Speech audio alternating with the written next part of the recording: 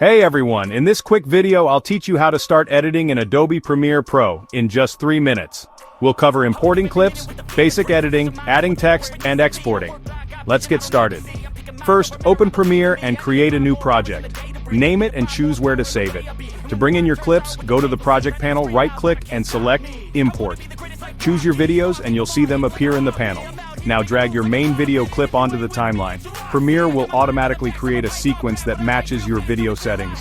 This is where all the editing magic happens. To cut out unwanted parts, select the razor tool or press C-click where you want to split the clip, then delete the section you don't need. Switch back to the selection tool, V, to move clips around. Let's add some background music. Drag an audio file into the timeline under your video. You can adjust its volume by dragging the white line up or down. For text, go to Graphics. New layer, Text. Type your title, then use the Essential Graphics panel to change font, color, and position. Once your edit is ready, go to File, Export, Media.